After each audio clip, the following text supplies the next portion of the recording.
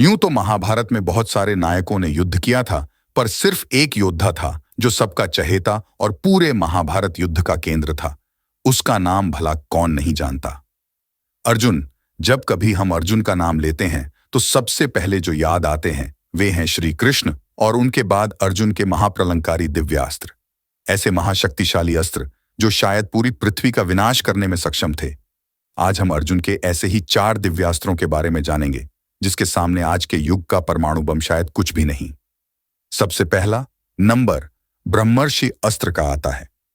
हर अस्त्र की एक विशेषता और उसका एक पूरा विज्ञान होता है जो उसे बाकी अस्त्रों से अलग करता है। जब भी किसी विशेष अस्त्र का नाम आता है, हमें लगता है जैसे वह पूरी सृष्टि का विनाश करने के लिए ही बनाए गए थे। जिस तरह सुई का काम तलवार नहीं कर सकती, वैसे ही हर अस्त्र की अपनी विशेषता होती है। ब्रह्मास्त्र विशेष है। पदार्थ रूप जैसे इंसान, जीव जंतु का संहार कर सकता है, जो ब्रह्मा जी के सिर्फ एक सर के आयाम को प्रदर्शित करता है। पर इस ब्रह्मांड में अन्य शक्तियां भी हैं जो पदार्थ रूप में उपस्थित नहीं हैं, जैसे देव शक्तियां, असुर शक्तियां इत्यादि। ब्रह्मर्षि अस्त्र ब्रह्मांड के उस आयाम को भी नष्ट करने में सक्षम है जो किसी जीवन के उत्पन्न होने के लिए जरूरी है। अगर देव और असुरी शक्तियां उपस्थित नहीं होंगी तो किसी जीवन का उत्पन्न होना संभव नहीं है। इस अस्त्र को 2 रूपों में चलाया जा सकता है। अगर ब्रह्मर्षि अस्त्र को विराट रूप में चलाया जाए तो यह भयानक अग्नि वर्षा करके उस जगह ऐसा वातावरण बना देता है जहां आने वाले अनेक वर्षों तक किसी जीव के उत्पन्न होने की संभावना नहीं रह जाती। ब्रह्मर्षि अस्त्र को सूक्ष्म रूप में भी चलाया जा सकता है। ऐसा अश्वत्थामा ने पांडवों के वंशज परीक्षित को मारने के लिए उपयोग किया था, जो उस समय उत्तरा के गर्भ में थे। जब परीक्षित का जन्म हुआ तब वे मृत अवस्था में ही जन्मे थे, पर श्री कृष्ण जो सब विद्याओं के झाता हैं, उन्होंने परीक्षित को जीवित किया था।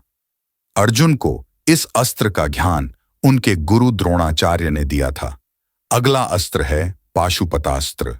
इस अस्त्र से लगभग सब परिचित हैं और आपने पाशुपतास्त्र के बारे में बहुत सारी वीडियोस देखी होंगी, पर हम आपको पाशुपतास्त्र की कुछ ऐसी बातें बताएंगे जो कम ही लोगों को पता है। भगवान शिव के किरात अवतार ने अर्जुन को यह अस्त्र प्रदान किया था। कुछ लोगों का मानना है कि अर्जुन के पास पाशुपतास्त्र का पूरा ज्ञान नहीं था क्योंकि उन्होंने इस अस्त्र का उपयोग नहीं किया।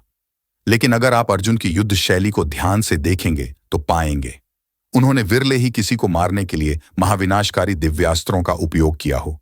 उन्होंने प्रत्यक्ष रूप में ही दिव्यास्त्रों का उपयोग किया, जिसका मतलब है सामने वाले के चलाए दिव्यास्त्र को काटने के लिए ही उपयोग किए जाने वाले अस्त्र। पाशुपतास्त्र एक ऐसा विलक्षण अस्त्र था जो न सिर्फ धनुष से बल्कि नेत्रों के निर्देश, शब्दों के निर्देश और मन में सोचने भर से चलाया जा सकता था। शिवजी ने अर्जुन को पाशुपतास्त्र सिर्फ बाण रूप में दिया था, जो एक धनुष से ही चलाया जा सकता था।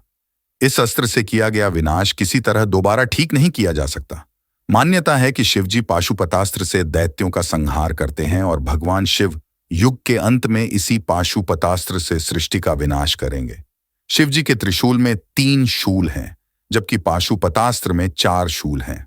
ऐसा माना जाता है कि शिवजी के त्रिशूल और उनके वाहन नंदी बैल के पैर के निशान को मिलाकर इस अस्त्र का निर्माण हुआ है। मतलब इसमें नंदी की महाशक्ति भी समाहित। अगला अस्त्र है वज्रास्त्र। अर्जुन इंद्र का पुत्र था। महाभारत युद्ध से पहले इंद्र ने वज्रास्त्र अर्जुन को दिया था ताकि इस युद्ध में पांडवों की विजय हो सके। यह अकेला ऐसा अस्त्र था जिससे अर्जुन की मृत्यु निश्चित थी, क्योंकि जो शक्ति आप में अधिक मात्रा में है, अगर उसी से आप पर आघात किया जाए तो विनाश अधिक होता है। इंद्र ने जब कर्ण से उनके कवच और कुंडल मांगे थे तो बदले में प्रसन्न होकर वह वज्रास्त्र दिया था, जिसे कर्ण ने सिर्फ अर्जुन के लिए बचा कर रखा था। पर सर्वज्ञाता श्री कृष्ण को यह बात पता थी। तब उन्होंने घटोत्कच को युद्ध मैदान में उतार दिया था। सिर्फ वज्रास्त्र ही उसका अंत किया जा सकता था। तब न चाहते हुए भी कर्ण ने उस अस्त्र का उपयोग घटोत्कच पर किया था। वज्रास्त्र का वर्णन सिर्फ इंद्र से जुड़ रहा है। अर्जुन और कर्ण के अलावा शायद ही किसी के पास वज्रास्त्र था। अगला अस्त्र है आग्नेयास्त्र।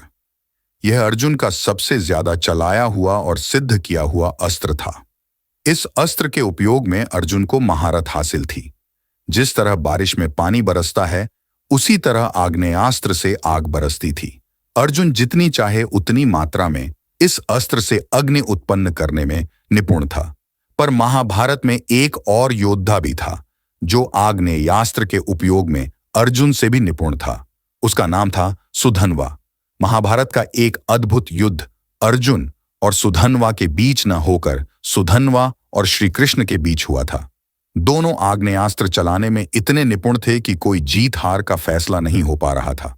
तब श्री कृष्ण इस युद्ध में प्रत्यक्ष रूप से शामिल हो गए। श्री कृष्ण आग्नेयास्त्र की शक्ति बढ़ाने के लिए अपने शुभ कर्मों का फल भी उसमें सम्मिलित करने लगे। एक एक करके श्री कृष्ण ने गोवर्धन पर्वत उठाने, ब्रजभूमि की रक्षा, द्रौपदी की लाज बचाने, धरती पर अवतार लेने और दुर्जनों के नाश करने से मिले सभी शुभ कर्मों को इस आग्नेयास्त्र की शक्ति बढ़ाने में सम्मिलित कर दिया। पर शुद्धन्वा के शुभ कर्म जैसे एक पत्नी व्रतपति, उज्ज्वल और सज्जन चरित्र और परमार्थ का पुण्य श्री कृष्ण के शुभ कर्मों पर भरी पड़े। तब श्री कृष्ण ने शुद्धन्वा में कहा है, महान शुद्धन्वा, आज तुमने साबित कर दिया कि अगर इंसान अपने जीवन को नेक नीति से जीता है, फिर चाहे जीवन में कोई भी परिस्थिति उत्पन्न हो तो उसके द्वारा अर्जित शुभ फल सब पर भरी पड़ते हैं। तुम धन्य हो। तो ये थे कुछ अर्जुन के महान अस्त्र।